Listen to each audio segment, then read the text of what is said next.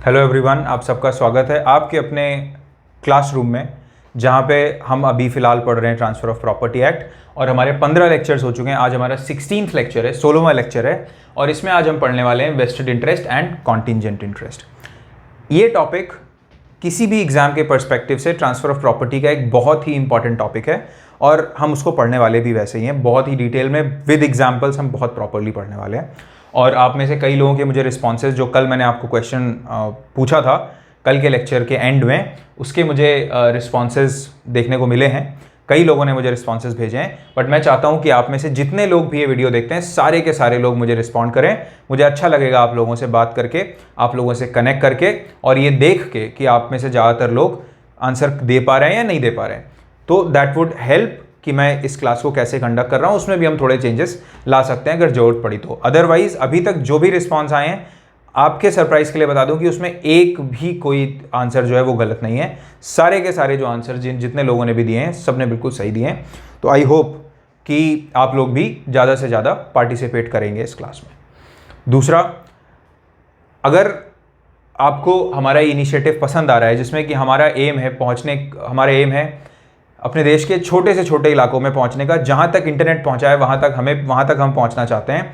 Law का best content ले जाना चाहते हैं हम लोग। केवल ये नहीं करना चाहते कि एक 5 मिनट का वीडियो डाल दें और उसके बाद आपसे ये उम्मीद करें कि आप आके हमारा सब्सक्रिप्शन खरीदें, हमारी कोचिंग ज्वाइन करें, क्योंकि ऐसा कुछ है नहीं हमारा, राइट। मुझे थोड़ा सा बहुत कम समय मिल पाता है पूरे दिन में, और उसमें मैं कोशिश करता हूँ कि मैं आप लोगों के लिए वीडियो अपलोड करूँ या आप लोगों को पढ़ा पाऊँ। तो मैं ये चाहता हूँ कि, और इसके पीछे मेरा पर्पज़ ये है कि बिना बहुत ज़्यादा फीस दिए, जो कि आजकल जो कोचिंग इंस्टीट्यूट्स हैं वो चार्ज करते हैं, और फीस देने के अलावा बहुत सारे खर्चे होते हैं। आप किसी बड़े शहर में जाते हैं, आपको रहना पड़ता है, और उसमें जो एक्सपेंसेस होते हैं वो सारे आप अवॉइड कर सकते हैं। बहुत सारे लोग ऐसे हैं जो वो एक्सपेंसेस देने के लिए केपेबल नहीं है, राइट। उनकी कुछ ऐसी कंडीशन है जिस वजह से वो अपना घर, अपने शहर को छोड़ के कहीं और नहीं जा सकते। तो उन लोगों के लिए बहुत हेल्प होगी इस वीडियो से, राइट। तो ये हमारा पर्पज़ है। और वो लोग जो बड़े शहरों में रह रहे हैं, किसी बड़े कोचिंग इंस्टीट्यूट वगैरह में पढ़ रहे हैं, वो लोग भी जानते हैं कि वहाँ पे कितना टाइम लिया जाता है। सिलेबस कंप्लीट कराने में 2-2 साल लग जाते हैं, राइट। और कोचिंग जाने के बाद भी ज़रूरी नहीं है कि आपको बहुत अच्छा पढ़ाया ही जाए।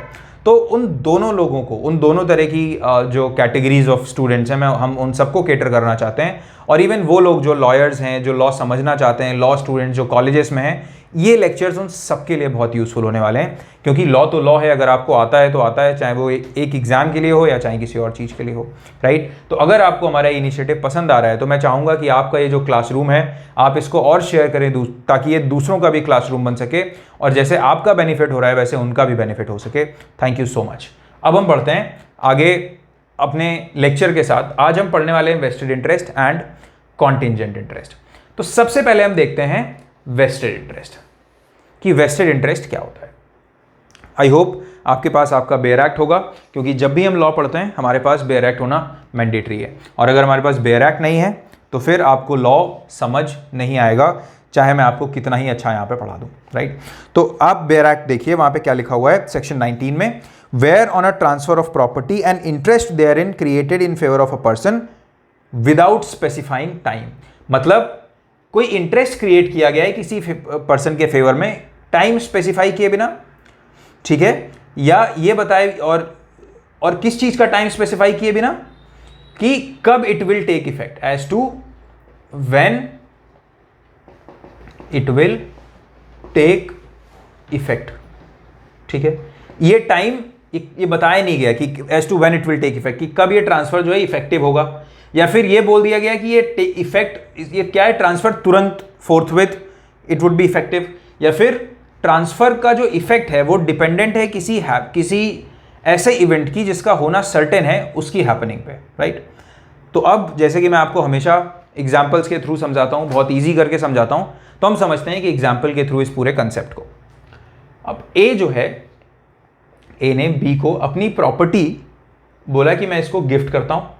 तो प्रॉपर्टी में क्या किया, प्रॉपर्टी ए ने बी को गिफ्ट कर दी। मतलब जब कोई अपनी प्रॉपर्टी किसी को गिफ्ट करता है तो क्या होता है, ओनरशिप ट्रांसफर हो जाती है, राइट। अभी यहां पे ए ने बी को जब ये प्रॉपर्टी गिफ्ट की तो क्या बोला जाएगा कि ये प्रॉपर्टी बी में वेस्ट हो गई। मैंने आपको बताया है कि वेस्टिंग का मतलब होता है ओनरशिप, कि जब कोई प्रॉपर्टी किसी में वेस्ट होती है तो मतलब वो इंसान उस प्रॉपर्टी का ओनर बन गया। तो अब ये प्रॉपर्टी बी में वेस्ट हो गई, ठीक है, पर अब उसमें ये 3 कंडीशंस हो सकती हैं। ए जो है बी को ये बोल सकता है, ए केवल इतना बोल सकता है कि मैं ये प्रॉपर्टी तुम्हें गिफ्ट कर रहा हूं, और ए ने ये नहीं बताया कि ये जो गिफ्ट है, मान लो गिफ्ट उसने कब किया, आज की डेट क्या है 23 अगस्त को गिफ्ट किया, बट उसने ये नहीं बताया कि ये कब ये प्रॉपर्टी इसके पास जाएगी, ठीक है, मतलब कब ये इफेक्टिव होगा, कब से ऐसा होगा कि ए की जगह बी ओनर बन जाएगा, राइट, ये नहीं स्पेसिफाई किया है। तो जनरली जिस दिन सेल डीड एग्जीक्यूट होती है उस दिन से मतलब जिस दिन गिफ्ट डीड एग्जीक्यूट होगी उस दिन से ऐसा माना जाएगा कि बी में ये प्रॉपर्टी वेस्ट हुई है। फॉर एग्जांपल 23 अगस्त को इसने बोला ऐसा, पर गिफ्ट डीड एग्जीक्यूट की 25 अगस्त को, तो 25 अगस्त से ये प्रॉपर्टी बी में वेस्ट कर जाएगी, राइट। तो ये क्या बोल रहा है कि जहां पे इंटरेस्ट क्रिएट किया गया, तो ए ने बी में प्रॉपर्टी में इंटरेस्ट क्रिएट किया इन फेवर ऑफ एनी पर्सन, तो बी एक पर्सन है जिसके फेवर में किया गया, और ये नहीं बताया कि when it will take effect, कि कब ये जो ट्रांसफर है, कब ये जो इंटरेस्ट क्रिएट किया गया है, कब से वो इफेक्टिव होगा।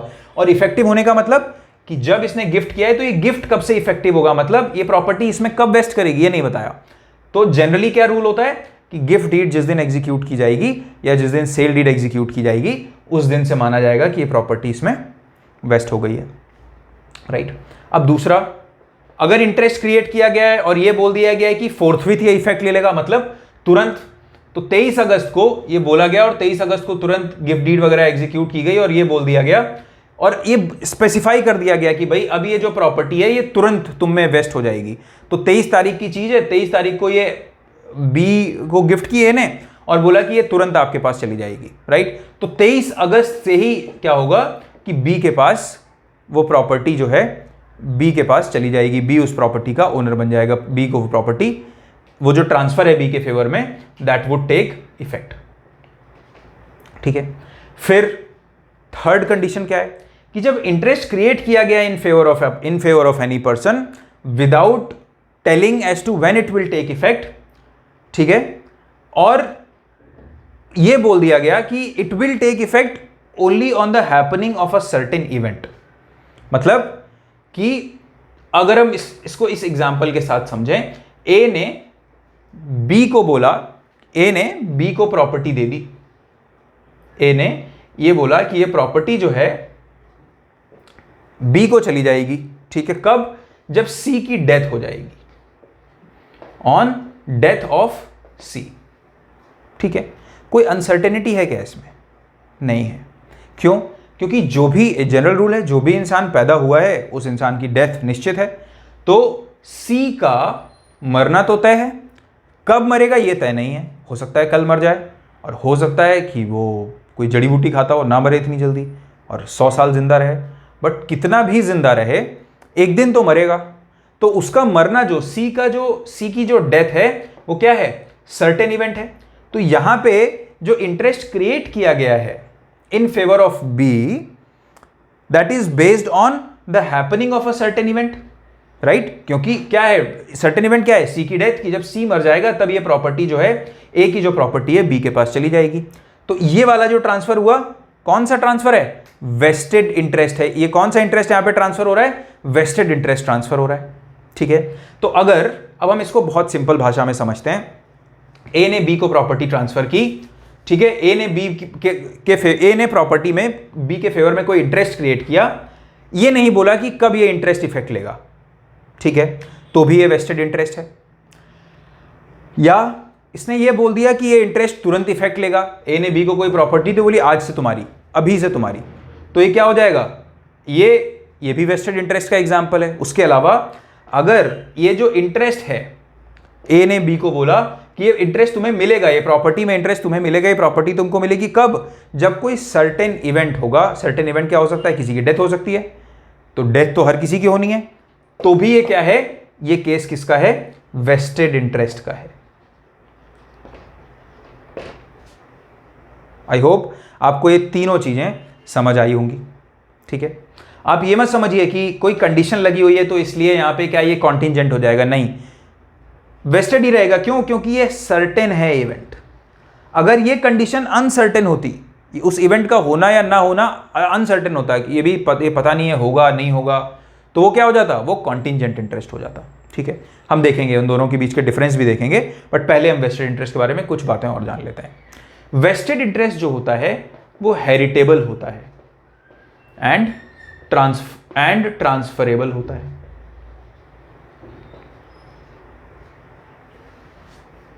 ठीक है, मतलब हेरिटेबल का क्या मतलब है, मैं आपको पहले भी बता चुका हूं जब मैं आपको सेक्शन 13 पढ़ा रहा था कि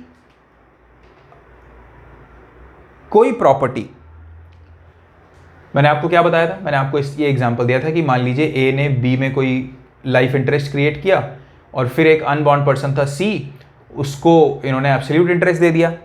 तो जिस दिन ये बॉर्न हुआ उस दिन वो प्रॉपर्टी क्या हो गई, इसमें वेस्ट हो गई, इसका वेस्टेड इंटरेस्ट हो गया उस प्रॉपर्टी में। तो अगर इसका वेस्टेड इंटरेस्ट क्रिएट हुआ इसके पैदा होते ही, और पोसेशन इसको कब मिलना था, जब बी की डेथ हो जाएगी जिसका लाइफ इंटरेस्ट है। तो अगर इसको पोसेशन, तो इसके पास अभी पोसेशन तो नहीं मिला, पर बर्थ होते ही एज अ जनरल रूल इसको क्या मिला, इसको वेस्टेड इंटरेस्ट मिल गया उस प्रॉपर्टी में। तो अब मान लो आज ये पैदा हुआ और कल इसकी डेथ हो जाए, तो ये प्रॉपर्टी क्या है, किसके पास जाएगी, सी के लीगल हेयर्स के पास जाएगी। क्यों, क्योंकि बी सी के पैदा होते ही क्या हुआ, सी में ओनरशिप आ गई, प्रॉपर्टी इसमें वेस्ट हो गई। ठीक है, तो इससे हमें क्या समझ आता है, जो हमारे सेक्शन 19 में एक लाइन लिखी हुई है, ये मैं उसी चीज का एग्जांपल दे रहा हूं। क्या लिखा हुआ है, सेकेंड पैरा क्या है, a vested interest is not defeated by the death of the transferee before he obtains possession. Right, तो यहां पे जो सी था वो क्या था, ट्रांसफरी था, और जैसे ही ये पैदा हुआ इसको वेस्टेड इंटरेस्ट मिल गया, पर पोसेशन तो इसको मिला नहीं। पोसेशन कब मिलेगा, जब इसका लाइफ इंटरेस्ट खत्म हो जाएगा, मतलब जब इसकी डेथ हो जाएगी। तो जस्ट बिकॉज इसको पोसेशन नहीं मिला है, ऐसा नहीं है कि इसमें जो वेस्टेड इंटरेस्ट है वो खत्म हो जाएगा। इसका वेस्टेड इंटरेस्ट इसके जो लीगल हेयर्स हैं उनको मिल जाएगा। इसीलिए हम क्या बोलते हैं कि जो वेस्टेड इंटरेस्ट है वो हेरिटेबल है। अब हम इसको एक और सिंपल एग्जांपल के थ्रू समझ लेते हैं कि जो ए है, ए ने क्या करा, बी को बोला कि ये प्रॉपर्टी मैं आपको 10 साल बाद ट्रांसफर कर दूंगा, 10 ईयर्स लेटर मैं क्या करूंगा, इसका पोसेशन आपको दे दूंगा। पोसेशन क्या बोला कि 10 साल बाद मैं इसका पोसेशन दे दूंगा, पर ये प्रॉपर्टी आपकी है, ओनरशिप आपकी, आज से वेस्ट हो गई आप में ये प्रॉपर्टी। तो अगर पोसेशन पोस्टपोन किया है 10 साल, तो 10 साल मतलब अभी 2022 है, तो पोसेशन कब मिलना है इसको, 2032 में, पर इसकी डेथ हो जाती है मान लो बी की 2024 में। राइट, तो 2024 में अगर बी की डेथ हो जाती है तो पोसेशन तो मिला नहीं, बट स्टिल क्योंकि वेस्टेड इंटरेस्ट जो है वो हेरिटेबल है, ओनरशिप किसके पास है, बी के पास है, तो even if B dies before taking possession, ये प्रॉपर्टी बी के जो लीगल हेयर्स हैं उनको ट्रांसफर हो जाएगी। मतलब लीगल हेयर्स हैं जो बी के, वो इस प्रॉपर्टी को इनहेरिट कर लेंगे। ठीक है, आई होप आपको ये वाला जो पॉइंट है कि जो वेस्टेड इंटरेस्ट होते हैं वो हेरिटेबल होते हैं, ये पॉइंट आपको समझ आया होगा। ठीक है,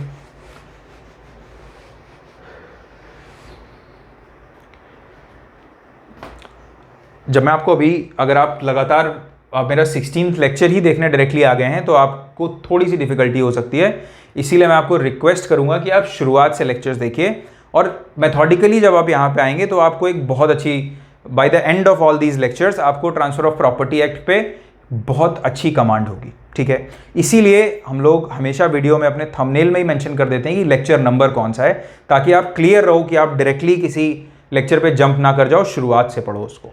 राइट, तो हेरिटेबल वाली बात तो शायद आपको समझ आ गई होगी। ये प्री में बहुत पूछा जाता है कि वेस्टेड इंटरेस्ट हेरिटेबल होते हैं या नहीं होते हैं, अक्सर जुडिशियल सर्विसेज एग्जाम्स के प्री में क्वेश्चन पूछा जाता है, तो आप ये ध्यान रखिए कि वेस्टेड इंटरेस्ट हेरिटेबल होते हैं। उसके अलावा ट्रांसफरेबल होते हैं, मतलब वेस्टेड इंटरेस्ट जो है वो ट्रांसफर किया जा सकता है। ए ने बी को कोई प्रॉपर्टी ट्रांसफर की, ठीक है, बी फर्दर ये प्रॉपर्टी सी को ट्रांसफर कर सकता है, भले ही अभी बी के पास पोसेशन ना आया हो, पोसेशन उसे 5 साल बाद मिलना हो, डजंट रियली मैटर। ये प्रॉपर्टी बी में वेस्ट हो गई, मतलब बी ओनर हो गया, तो बी इस प्रॉपर्टी को आगे बेच सकता है। ठीक है, इसको बोलते हैं प्रॉपर्टी का, वेस्टेड इंटरेस्ट का हेरिटेबल एंड ट्रांसफरेबल होना। अब हम आगे कुछ चीज और देखते हैं। सेक्शन 19 जो है उसकी एक्सप्लेनेशन क्या बोलती है, सेक्शन 19 की एक्सप्लेनेशन जो है वो बोलती है an intention that an interest shall not to be vested is not to be inferred merely from a provision whereby the enjoyment thereof is postponed. मतलब just because ये 4 conditions हैं, इससे ये नहीं आप इन्फर करोगे कि जो कोई इंटरेस्ट जो क्रिएट हुआ है वो वेस्टेड इंटरेस्ट नहीं है. ठीक है. पहला, जब किसी प्रॉपर्टी में एंजॉयमेंट पोस्टपोन कर दिया गया हो.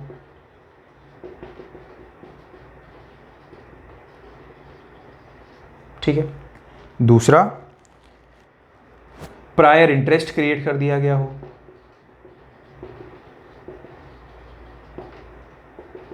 तीसरा, इनकम जो है उसको एक्यूमुलेट करने का डायरेक्शन हो.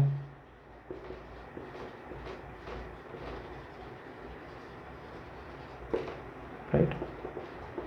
फिर उसके बाद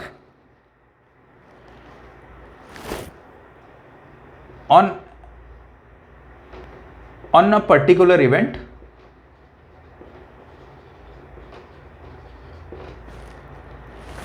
interest shall pass to another person. Interest shall pass to another person.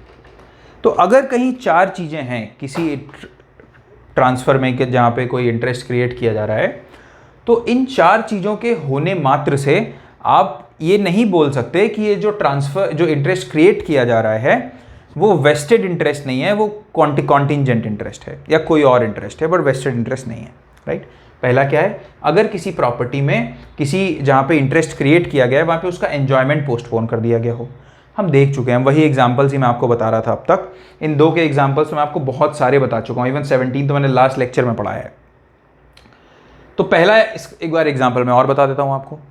Enjoyment is postpone मतलब ए ने कोई प्रॉपर्टी बी को ट्रांसफ़र करी और उसमें बी में ओनरशिप बोल दी कि भाई आज से ये प्रॉपर्टी मैं तुम्हें देता हूँ, गिफ्ट कर देता हूँ इसकी. तो ओनरशिप किसकी हो गई? बी की हो गई. पर मैं इसका एन्जॉयमेंट आपको तब दूंगा जब मेरी डेथ हो जाएगी, मतलब मेरी लाइफ टाइम के बाद. क्यों? क्योंकि अगर अभी मैं आपको इसका पोसेशन दे दूंगा तो उससे क्या होगा, मैं कहाँ रहूँगा जाके? मेरे पास एक ही घर है, मैं अपना घर आपको देना चाहता हूँ, मैं आपके नाम करता हूँ ये घर आपका हो गया, बट मेरा जो पोसेशन है वो तब तक रहेगा जब तक मैं जिंदा हूँ, और मेरी डेथ के बाद ये प्रॉपर्टी का पोसेशन किसको मिल जाएगा? आपको मिल जाएगा. तो अगर केवल ये कंडीशन है, कहीं पे ये बोला गया है, तो जस्ट बिकॉज ये कंडीशन है, ये होने की वजह से कोई इंटरेस्ट ऐसा नहीं है कि वेस्टेड इंटरेस्ट नहीं होगा. अगर किसी प्रॉपर्टी में एंजॉयमेंट पोस्टपोन कर दिया गया है तो भी वो वेस्टेड इंटरेस्ट ही रहेगा अगर ओनरशिप उसको दे दी गई है, प्रॉपर्टी उसमें वेस्ट कर दी गई है. तो आई होप आपको ये समझ आया होगा, क्योंकि ए ने बी को ओनरशिप तो दे दी, बोला ये प्रॉपर्टी आपकी, राइट. बट पोसेशन कब मिलेगा? जब मेरी डेथ हो जाएगी. हो सकता है ए ये ऐसा करने के बाद 1 साल तक जिंदा रहे और डेथ हो जाए, तो इसको तब पोसेशन मिल जाएगा, एंजॉयमेंट मिल जाएगा. हो सकता है ये 20 साल तक जिंदा रहे, तो जब ये मर जाएगा उसके बाद इसको एंजॉयमेंट मिल जाएगा प्रॉपर्टी का, बट प्रॉपर्टी तो इसमें वेस्ट हो ही गई है. आई होप आपको ये क्लियर होगा, क्योंकि मैं और भी पहले एग्जांपल्स देख चुका हूँ. अब दूसरा क्या है, अगर कहीं किसी प्रॉपर्टी में प्रायर इंटरेस्ट क्रिएट कर दिया गया है, तो जस्ट बिकॉज ऐसा किया गया है इससे ऐसा नहीं होगा कि कोई इंटरेस्ट वेस्टेड इंटरेस्ट नहीं होगा. मैंने आपको सेक्शन 13 के और जो अभी मैंने एग्जाम्पल बताया उसमें अपन ने बहुत सारे एग्जाम्पल्स देखे हैं. पूरा सेक्शन 13 ही जो है वो एक बोलता ही है कि वेस्टेड इंटरेस्ट क्रिएट किसी अनबॉर्न पर्सन में अगर कोई इंसान वेस्टेड इंटरेस्ट क्रिएट करना चाहता है तो एक प्रायर इंटरेस्ट क्रिएट करना मैंडेटरी है. सेक्शन 13 बोलता है ना. अगर हम इसको सेक्शन 13 के साथ पढ़ें, सेक्शन 13 के साथ पढ़ें तो सेक्शन 13 क्या बोलता है कि जब भी किसी अनबॉर्न पर्सन को कोई इंसान वेस्टेड इंटरेस्ट क्रिएट करना चाहता है, फॉर एग्जांपल एक्स जो है, ये इंसान अपना इसका एक बेटा है वाई, और वाई का एक अनबॉर्न चाइल्ड है. वाई की भी शादी नहीं हुई है, बट एक्स क्या चाहता है कि मैं अपने ग्रैंड सन को या ग्रैंड डॉटर को अपनी पूरी प्रॉपर्टी जो है वो दे दूं. तो अनबॉर्न पर्सन को तो प्रॉपर्टी ट्रांसफर नहीं हो सकती, हमने सेक्शन 5 में पढ़ा है. सेक्शन 5 क्या बोलता है कि जो ट्रांसफर ऑफ प्रॉपर्टी है that happens inter vivos only, मतलब बिटवीन लिविंग पर्सन्स ओनली. तो सेक्शन 13 क्या बोलता है? For the benefit of an unborn person property can be transferred, मतलब अनबॉर्न पर्सन के फेवर में प्रॉपर्टी ट्रांसफर की जा सकती है. किस लिए? For his benefit. पर नेसेसरी कंडीशन क्या है कि जो लिविंग पर्सन है उसके फेवर में क्या किया जाए, एक लिमिटेड इंटरेस्ट क्रिएट किया जाए, राइट, लिमिटेड इंटरेस्ट क्रिएट किया जाए उसके फेवर में, जो एक लिविंग पर्सन है। तो क्या हुआ, एक prior interest, limited, actually section 13 जो वर्ड यूज करता है वो करता है प्रायर इंटरेस्ट का, प्रायर इंटरेस्ट क्रिएट किया जाए, ठीक है। तो यहां पे सेक्शन 13 कह ही रहा है कि अगर अनबॉर्न पर्सन के फेवर में कोई इंटरेस्ट क्रिएट करना है तो एक लिविंग पर्सन के फेवर में prior interest, prior limited interest create करना मैंडेटरी है। तो वही ये बोल रहा है। तो अब इस केस में क्या होगा, जैसे ही जेड का बर्थ होगा ये प्रॉपर्टी क्या है, इसमें वेस्ट हो जाएगी। तो जेड में क्या हो जाएगी, ये प्रॉपर्टी वेस्ट हो जाएगी, जेड ओनर हो जाएगा इस प्रॉपर्टी का। तो ये एग्जांपल क्लियरली डेमोन्स्ट्रेट करता है कि अगर कहीं किसी के फेवर में प्रायर इंटरेस्ट क्रिएट कर दिया गया है तो just because of that fact ऐसा नहीं है कि कोई इंटरेस्ट जो है वो वेस्टेड इंटरेस्ट नहीं होगा, ठीक है। तो ये जो एक्सप्लेनेशन है सेक्शन 19 की उसका वो नेगेटिवली वर्डेड है। वो ये बोल रही है कि इन कंडीशंस का मतलब ऐसा नहीं है कि वो इंटरेस्ट वेस्टेड इंटरेस्ट नहीं होगा, इन कंडीशंस के होने के बावजूद भी वो इंटरेस्ट जो है वेस्टेड इंटरेस्ट ही रहेगा। आई होप आपको ये क्लियर हुआ होगा। फिर उसके बाद आगे क्या बोल रहा है, थर्ड पॉइंट क्या है, इनकम टू बी एक्यूमुलेटेड। अगर मान लीजिए ए ने, हमने क्या पढ़ा था, ये सेक्शन 17 है जो हमारा कल का लेक्चर था, लास्ट लेक्चर में हमने ही पढ़ा था सेक्शन 17। अब ये क्या बोलता है कि ए ने बी को प्रॉपर्टी ट्रांसफर कर दी, पर ये बोला कि इस प्रॉपर्टी से, मान लो ये प्रॉपर्टी थी और ये रेंट पे थी, तो इससे 50,000 रुपीज़ का रेंट आ रहा था।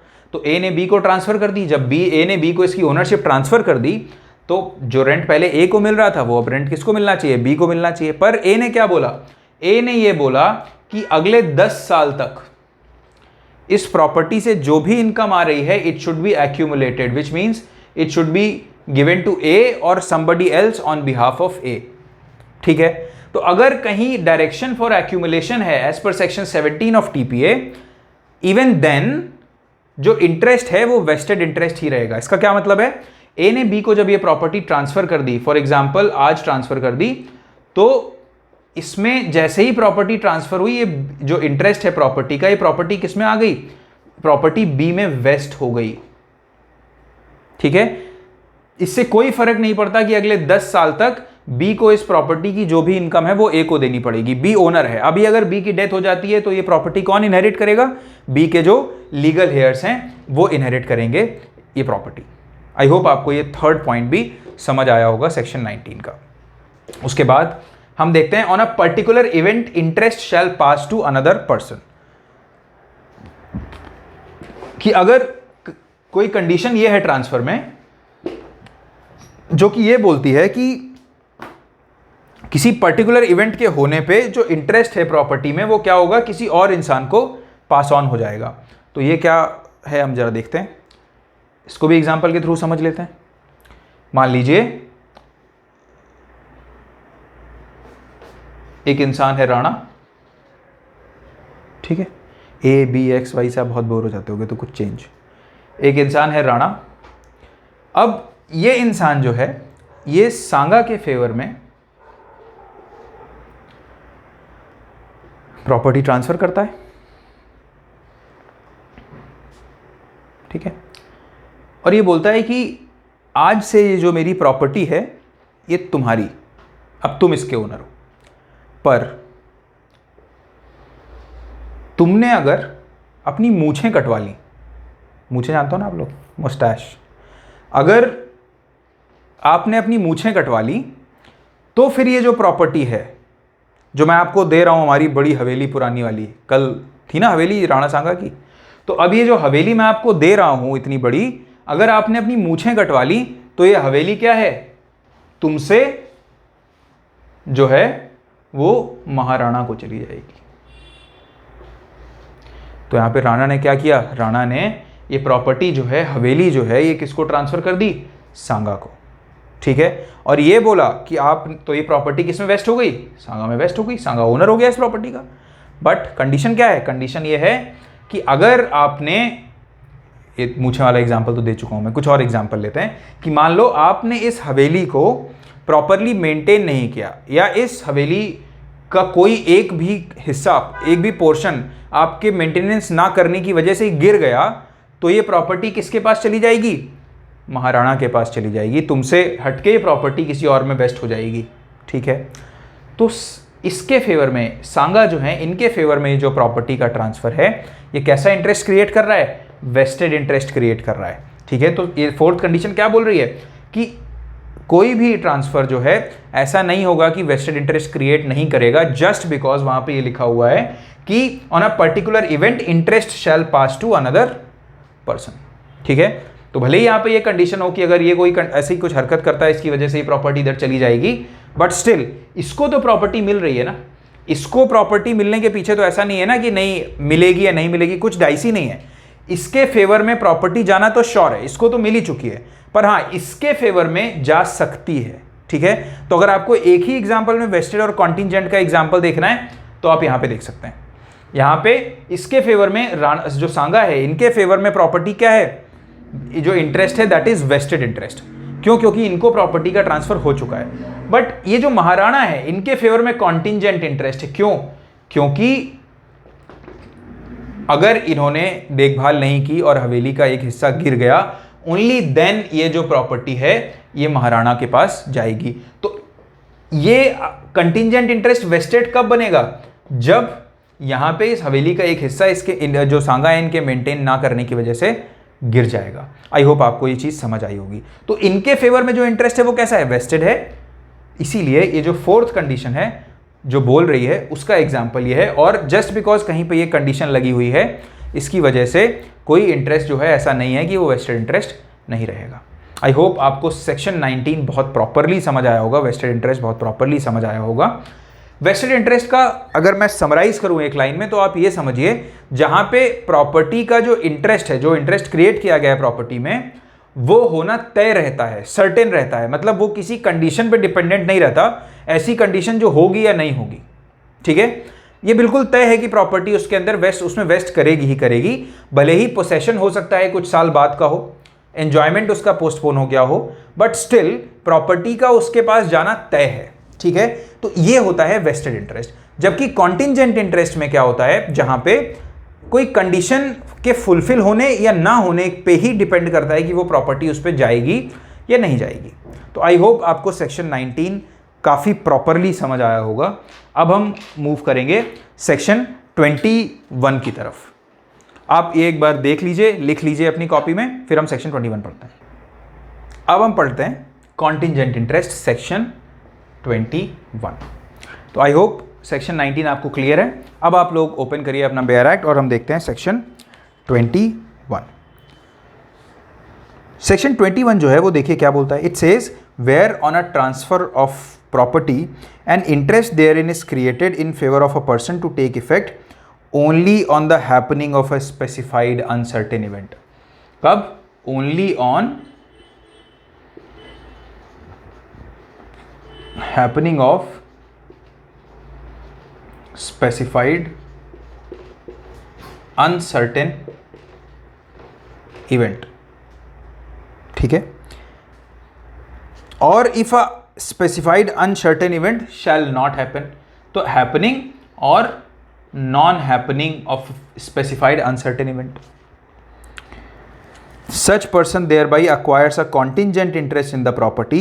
Such interest becomes a vested interest in the former case on the happening of the event, in the later when the happening of the event becomes impossible। ठीक है, तो सेक्शन 19 क्या बोल रहा है? सेक्शन 19 ये बोल रहा है कि अगर किसी के फेवर में कोई इंटरेस्ट क्रिएट किया जाता है, ठीक है, और ये बोला जाता है कि it will take effect when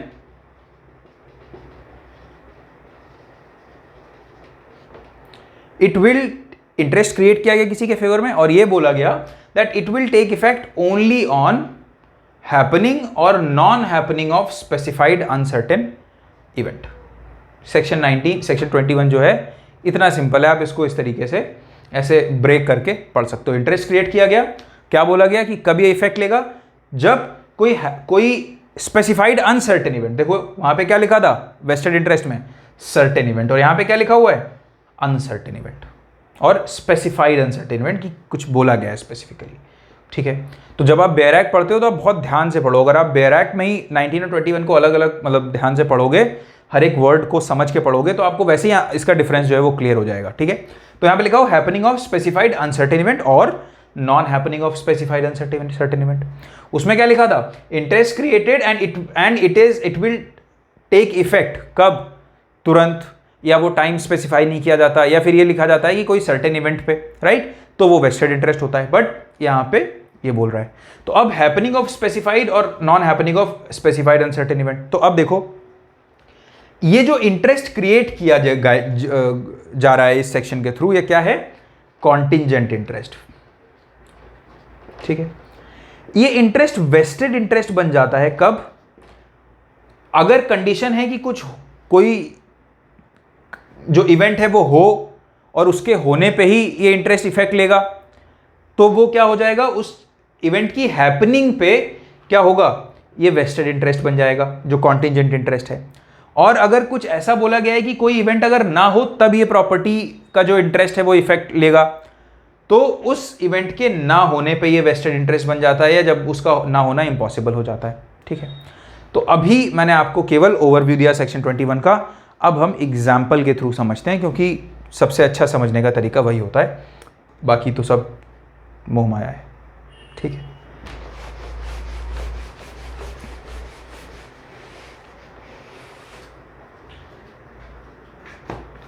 मान लीजिए कोई इंसान है और उस इंसान का नाम AX नहीं रखेंगे। इंग्लिश में 26 अल्फ़ाबेट्स होते हैं। हम ज़्यादातर एग्जाम्पल क्या लेते हैं, ABCXYZ। अब हम बीच के एग्जाम्पल लेंगे, वो उन लेटर्स को नेग्लेक्टेड फील नहीं करना चाहिए, तो हम एग्जाम्पल लेते हैं L, ठीक। L ने ये बोला कि जो M है, जो इसकी वाइफ है, L हस्बैंड है और M जो है वाइफ है, L ने M के फेवर में एक लाइफ इंटरेस्ट क्रिएट किया, ठीक है। लाइफ इंटरेस्ट क्या होता है कि जब तक इंसान जिंदा है तब तक उस प्रॉपर्टी को एंजॉय कर सकता है, और जैसे ही मर जाएगा वो प्रॉपर्टी वापस इधर आ जाएगी, ठीक है। और ये बोला कि अगर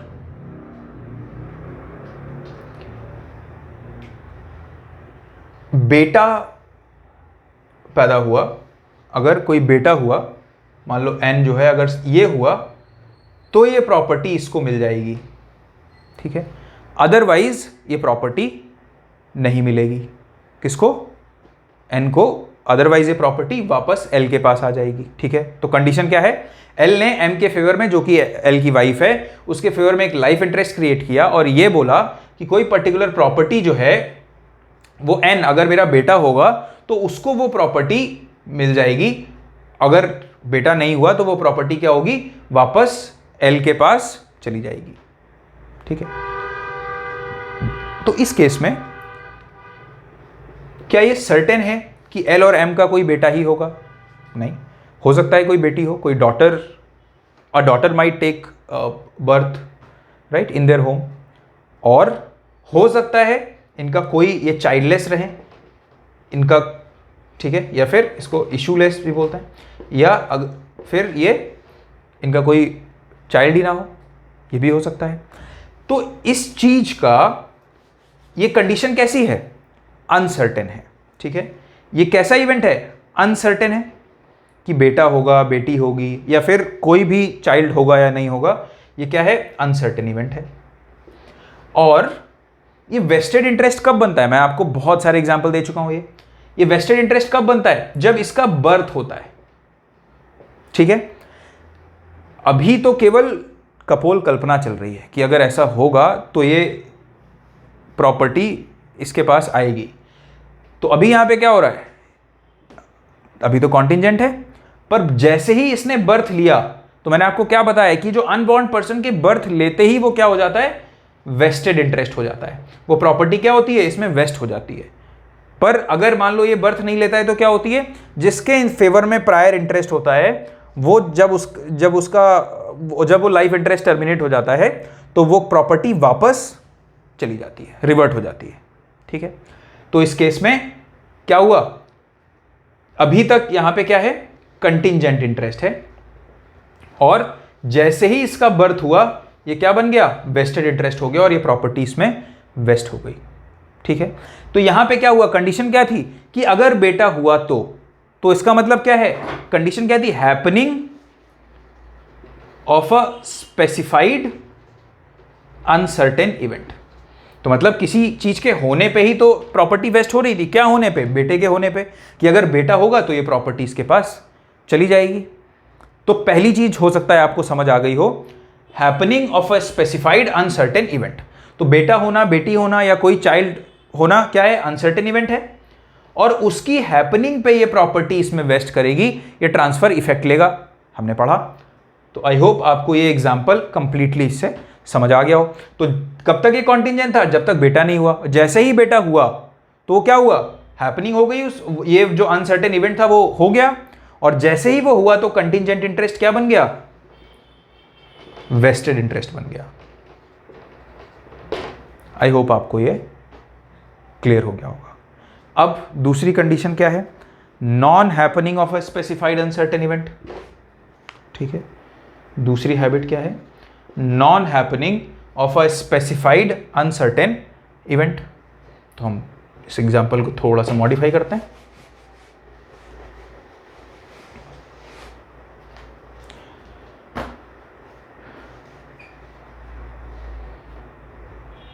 P, अब ये जो P है,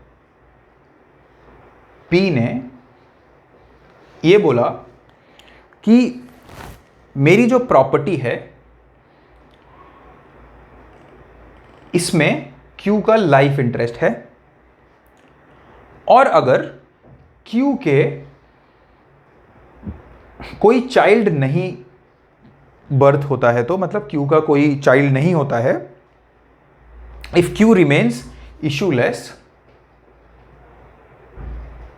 ठीक है, तो क्या होगा, Q को इस प्रॉपर्टी में, जो मेरी प्रॉपर्टी है, इसको एब्सोल्यूट इंटरेस्ट मिल जाएगा।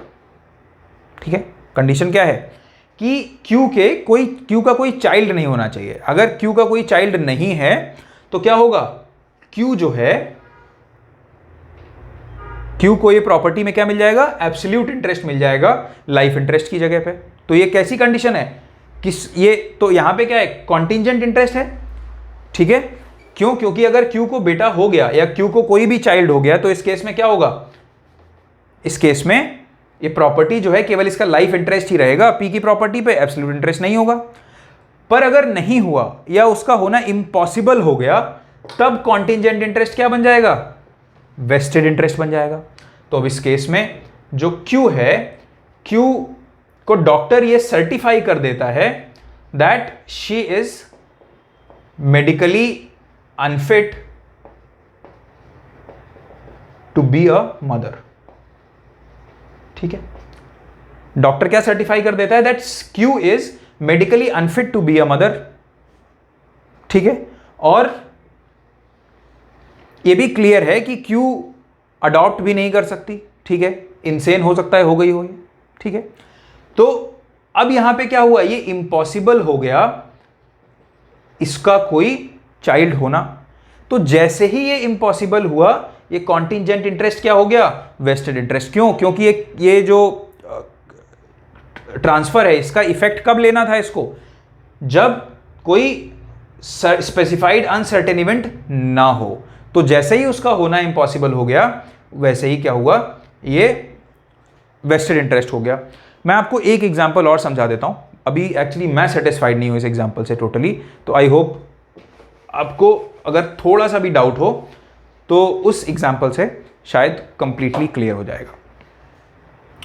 मान लो V ने W से बोला, ठीक है, कि इफ यू मैरी K, ठीक है, V ने W से बोला कि अगर आप K से शादी करोगे, ठीक है, तो ये प्रॉपर्टी जो है, ये जो मेरी प्रॉपर्टी है, ये आपको मिल जाएगी। अभी ये क्या है? ये कॉन्टिंजेंट इंटरेस्ट है, ठीक है। जैसे ही डब्ल्यू के से शादी कर लेता है, वैसे ही क्या हो जाएगा? कॉन्टिंजेंट इंटरेस्ट क्या हो जाएगा? वेस्टेड इंटरेस्ट हो जाएगा, ठीक है। तो ये दूसरा एग्जांपल है किसी भी चीज के on happening of a specified uncertain event, कोई जो कॉन्टिंजेंट इंटरेस्ट है कब वेस्टेड इंटरेस्ट बन जाता है, ठीक है। अब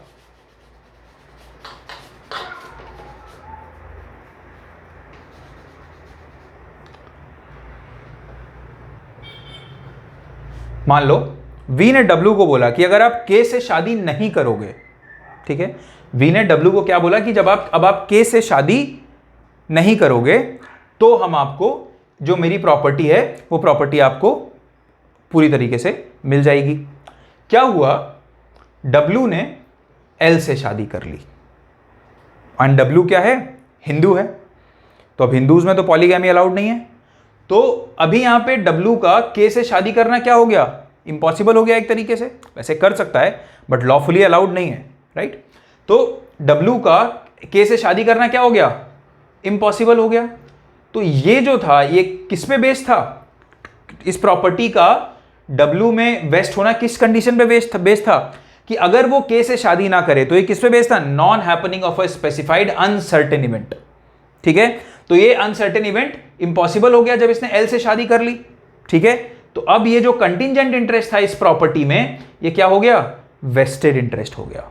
तो आई होप आपको कंटिंजेंट इंटरेस्ट का जो कंसेप्ट है वो कंप्लीटली समझ में आ गया होगा इन एग्जांपल्स के थ्रू कि कब कोई कंटिंजेंट इंटरेस्ट वेस्टेड इंटरेस्ट बन जाता है, ठीक है।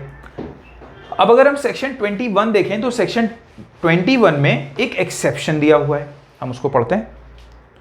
सेक्शन 21 सेज का exception says that where under a transfer of property a person becomes entitled to an interest therein upon attaining a particular age, ठीक है, and the transferer also gives to him absolutely the income to arise from such interest before he reaches that age, or directs the income or so much thereof as may be necessary to be applied for his benefit, such interest is not contingent, ठीक है। क्या बोल रहा है ये बोल रहा है, मान लो x नहीं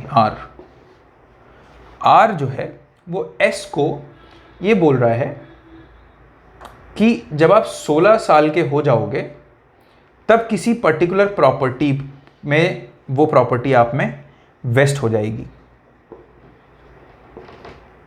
ठीक है। पर वो साथ में ये भी बोल रहा है कि जब तक आप 16 साल के नहीं होते इस प्रॉपर्टी से जो भी इनकम आ रही है वो किसको मिलनी चाहिए? किसके बेनिफिट के लिए अप्लाई की जानी चाहिए? एस के बेनिफिट के लिए अप्लाई की जानी चाहिए, ठीक है। एक्स के बेनिफिट के लिए अप्लाई की जानी चाहिए। और वो ये मान लो बोल रहा हो कि पूरी की पूरी इनकम किसको मिलनी चाहिए? मतलब या तो उसके बेनिफिट के लिए पूरी इनकम है, थोड़ी इनकम अप्लाई की जानी चाहिए, या फिर पूरी की पूरी इनकम उसके लिए एक्यूमुलेट की जानी चाहिए या उसको दी जानी चाहिए। तो अगर ऐसी कोई कंडीशन है तो इस इंटरेस्ट में लिखा भले ही हो कि कॉन्टिंजेंट इंटरेस्ट है, बट एक्चुअल में ये किस तरह का इंटरेस्ट है? वेस्टेड इंटरेस्ट है, ठीक है। तो एक्सेप्शन क्या कह रहा है? एक्सेप्शन के हिसाब से कि अगर कोई प्रॉपर्टी जो है किसी को एक सर्टेन एज पे एक इंसान इंटाइटल होता है उस प्रॉपर्टी का, सर्टेन एज क्या है? 16 years, and the transferor also gives to him absolutely the income to arise from such interest before he reaches that age। और जो ट्रांसफरर है आर क्या है? अभी ये एस जो है 16 साल में एंटाइटल्ड होगा इस प्रॉपर्टी के लिए, बट 16 साल के होने से पहले ही आर अगर इसको, जब तक ये 16 साल का हो रहा है, इस प्रॉपर्टी से जो इनकम अराइज हो रही है वो पूरी की पूरी इसको दे रहा है, ठीक है। तो पहली कंडीशन क्या है? अगर जो इनकम है वो एब्सोल्युटली किसको दी जा रही है? ट्रांसफरी को दी जा रही है, ठीक है। एब्सोल्युटली किसको दी जा रही है? ट्रांसफरी को। या फिर दूसरा, पूरी या उस इनकम का कुछ पार्ट अप्लाई किया जा रहा है फॉर ट्रांसफरीज बेनिफिट इन दोनों कंडीशंस में भी ये कंटिंजेंट इंटरेस्ट नहीं होगा, ये कैसा इंटरेस्ट होगा? वेस्टेड इंटरेस्ट होगा। ठीक है, तो ये है सेक्शन 21 का एक्सेप्शन। अब एक और चीज आप लोगों के दिमाग में आ सकती है कि वेस्टेड इंटरेस्ट और वेस्टेड इंटरेस्ट और कॉन्टिंजेंट इंटरेस्ट में क्या डिफरेंस है। ये मैं आपको एक सेपरेट वीडियो बना दूंगा इस पे, क्योंकि अगर मैं अभी एक्सप्लेन करूंगा तो ये काफ़ी लंबा लेक्चर हो जाएगा, जो कि मैं चाहता नहीं हूं। लंबा लेक्चर होता है तो कई बार आप लोग बोर हो जाते हैं। तो केवल एक एस्पेक्ट है कि कंटिंजेंट इंटरेस्ट एंड स्पेस सक्सेशनिस्ट, ठीक है, ये हमने पढ़ा था सेक्शन 6 में। सेक्शन 6 का पहला जो पॉइंट है ए। स्पेस सक्सेशनिस्ट क्या होता है? Mere chance to succeed. तो आप लोगों के दिमाग में आ सकता है कि कॉन्टिंजेंट इंटरेस्ट और स्पेस सक्सेशनिस्ट में क्या डिफरेंस है, क्योंकि जैसे हमने एक चीज पढ़ी थी कि जो वेस्टेड इंटरेस्ट है वो क्या होता है? हेरिटेबल होता है और ट्रांसफरेबल होता है। बट जो कंटिंजेंट इंटरेस्ट होता है ये हेरिटेबल नहीं होता। विच मीन्स अगर कोई इंसान जिसमें प्रॉपर्टी वेस्ट नहीं हुई है, मान लो ए ने बी को प्रॉपर्टी दी और प्रॉपर्टी का पोसेशन अभी बी को नहीं मिला, ये प्रॉपर्टी इसमें वेस्ट नहीं हुई और बी की डेथ हो गई, ठीक है। ए ने बी को बोला है कि कोई मतलब सी की डेथ पे ये प्रॉपर्टी आपको, मतलब सी जो है अगर कोई पर्टिकुलर एक्ट करता है या नहीं करता है तो ये प्रॉपर्टी आपको मिल जाएगी, ठीक है। पर सी के ऐसा कुछ करने से पहले क्या हो गई? बी की डेथ हो गई।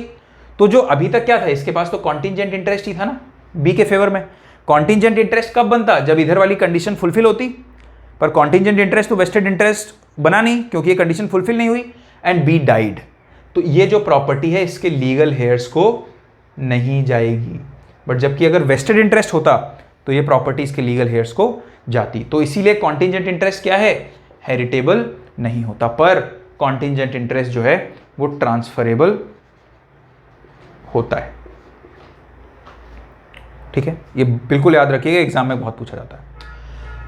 पर हमने तो ये पढ़ा था कि जो स्पेस सक्सेशनिस्ट है, जो मेयर चांस टू सक्सीड है, ये क्या होता है? नॉन ट्रांसफरेबल होता है, इसको ट्रांसफर नहीं किया जा सकता,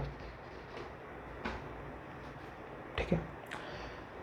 तो अब आपके दिमाग में आ सकता है कि सर ये भी तो चांस ही और ये भी चांस है कि अगर मान लो कंडीशन फुलफिल नहीं हुई तो ये प्रॉपर्टी जाएगी नहीं इसके पास, और फुलफिल हुई तभी ये प्रॉपर्टी इसके पास जाएगी। तो सर ये भी तो चांस ही है, ये कैसे ट्रांसफरेबल हो गया? तो बेसिकली इन दोनों में डिफरेंस है, और वो डिफरेंस क्या है हम एक एग्जाम्पल के थ्रू समझ सकते हैं। जो स्पेस सक्सेशनिस्ट है, मेयर चांस टू सक्सीड, वो क्या है? मान लो कोई इंसान है, उसका नाम है गौरव, ठीक है। गौरव जो है उसकी वाइफ है जिसका नाम है गौरवी, या जिसका वाइफ है गौरी, ठीक है। और ये क्या है? इशूलेस हैं, इनका कोई चाइल्ड नहीं है। और गौरव का एक भाई है जिसका नाम है सौरभ, ठीक है। अब सौरभ को ये लगता है कि जब इन दोनों की डेथ हो जाएगी तो ये प्रॉपर्टी किसके पास आएगी? जो इनकी है इसके पास आएगी। तो सौरभ के लिए तो केवल ये चांस ही है, हो सकता है ये प्रॉपर्टी किसी ट्रस्ट को ट्रस्ट क्रिएट करके किसी ट्रस्ट को दे दें, या ये लोग किसी और के नाम कर दें, प्रॉपर्टी किसी और को दे दें, ठीक है। तो ये तो केवल चांस है, कोई नहीं जानता क्या होगा। तो ये जो सौरभ है, अब अगर सौरभ केवल इस बेसिस पे कि ये जब ऐसा होगा तो ये प्रॉपर्टी मुझको मिल जाएगी, उस बेसिस पे ये मेयर चांस टू सक्सीड जो है इसको ट्रांसफर कर दे किसी और इंसान को कि भाई आप ये ले लो, ये प्रॉपर्टी मैं अल्टीमेटली मुझे मिलेगी तो अब मैं आपको दे रहा हूं। तो ये जो ट्रांसफर है कैसा है? वॉइड है, एंड ये है mere chance to succeed section 6, और ये अलाउड नहीं है, ठीक है। हमने पढ़ा था सेक्शन 6 बहुत डिटेल में। अगर आपने वो लेक्चर नहीं देखा है तो आप जाके उस लेक्चर को देखिए। मैंने आपको एक एक क्लॉज को मल्टीपल एग्जाम्पल्स के साथ एक्सप्लेन किया है, ठीक है, और बहुत इंपॉर्टेंट सेक्शन है ये। अब कंटिंजेंट इंटरेस्ट कैसा होता है? जैसे हमने देखा कि मान लो कोई वी है, वी ने डब्ल्यू जो उसकी वाइफ है उसके फेवर में एक प्रायर इंटरेस्ट क्रिएट किया, मान लो लाइफ इंटरेस्ट क्रिएट किया, और ये बोला कि अगर मेरा जो चाइल्ड होगा तो उसको क्या मिल जाएगा, उसको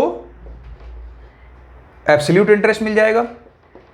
ठीक है, तो ये बेसिकली एक कॉन्टिंजेंट इंटरेस्ट है जहां पे ये जो कॉन्टिंजेंट इंटरेस्ट वेस्टेड इंटरेस्ट बन जाएगा जैसे ही ये चाइल्ड पैदा होगा। ठीक है, तो जब स्पेस सक्सेशनिस्ट की बात करते हैं तो स्पेस सक्सेशनिस्ट बेसिकली कॉन्टिंजेंट इंटरेस्ट से डिफरेंट कैसे है, वहां पे मतलब जो चांस है वो लॉटरी टाइप, गैम्बल टाइप ज्यादा है।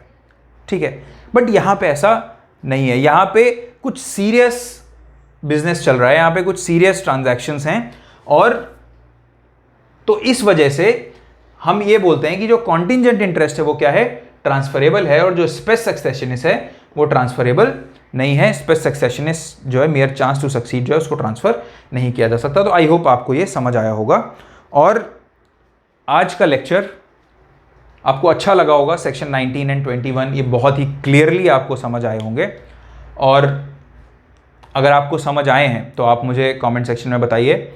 और कल के जो हमने 2 क्वेश्चंस दिए थे, मैं उम्मीद करता हूं कि उसका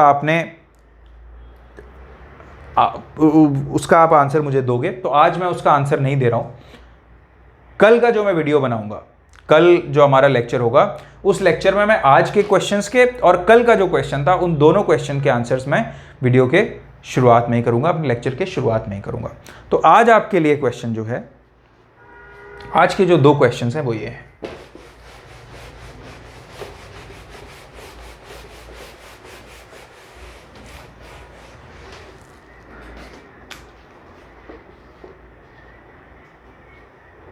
फर्स्ट क्वेश्चन है कि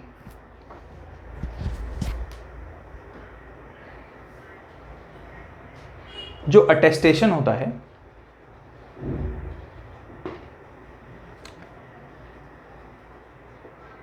क्या उसमें दोनों जो अटेस्टिंग विटनेसेस होते हैं उनका एक साथ प्रेजेंट होना नेसेसरी होता है? पहला क्वेश्चन, जब अटेस्टेशन होता है तो क्या जो दोनों, जो मिनिमम रिक्वायरमेंट है कि 2 अटेस्टिंग विटनेसेस होने चाहिए, तो क्या उन दोनों अटेस्टिंग विटनेसेस का एक साथ रहना नेसेसरी होता है?